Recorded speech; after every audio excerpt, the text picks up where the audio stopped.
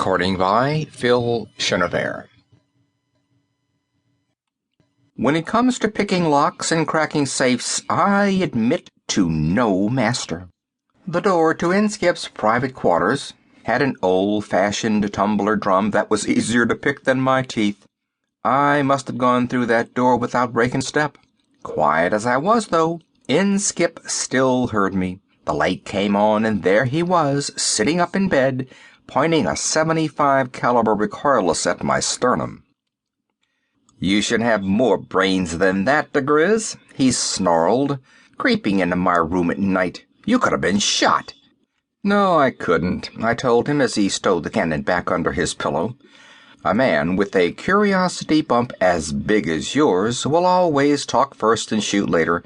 And besides, none of this pussyfooting around in the dark would be necessary if your screen was open and I could have got a call through." Inskip yawned and poured himself a glass of water from the dispenser unit above the bed. "Just because I head the Special Corps doesn't mean that I am the Special Corps," he said moistly while he drained the glass.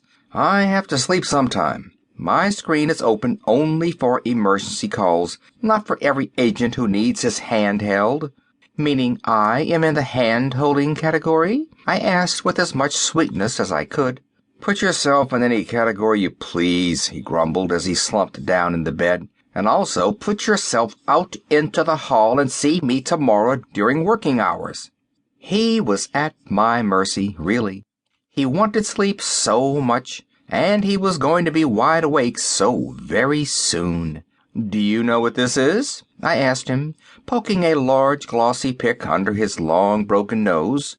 One eye opened slowly. "Big warship of some kind. Looks like Empire lines." "Now, for the last time, go away," he said. "A very good guess for this late at night," I told him cheerily. "It is a late Empire battleship of the Warlord class. Undoubtedly one of the most truly efficient engines of destruction ever manufactured. Over a half-mile of defensive screens and armament that could probably turn any fleet existent today into fine radioactive ash, except for the fact that the last one was broken up for scrap over 1,000 years ago," he mumbled. I leaned over and put my lips close to his ear, so there would be no chance of misunderstanding, speaking softly but clearly. True, I said. "But wouldn't you be just a little bit interested if I was to tell you that one is being built today?" Oh, it was beautiful to watch. The covers went one way and Inskip went the other. In a single unfolding, in a concerted motion, he left the horizontal and recumbent, and stood tensely vertical against the wall, examining the pick of the battleship under the light. He apparently did not believe in pajama bottoms, and it hurt me to see the goosebumps rising on those thin shanks. But if the legs were thin, the voice was more than full enough to make up for the difference. "Talk, blast you, diGriz, talk!" he roared. "What is this nonsense about a battleship? Who's building it?" I had my nail file out and was touching up a cuticle, holding it out for inspection before I said anything. From the corner of my eye, I could see him getting purple about the face, but he kept quiet.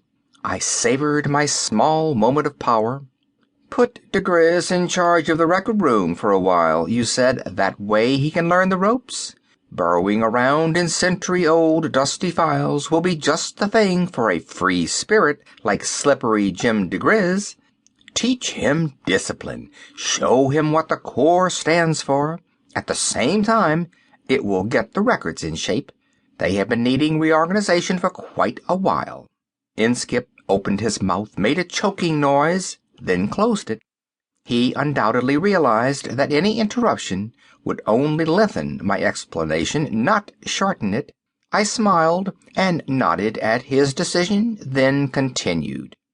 "So you thought you had me safely out of the way, breaking my spirit under the guise of giving me a little background in the Corps' activities. In this sense, your plan failed. Something else happened instead.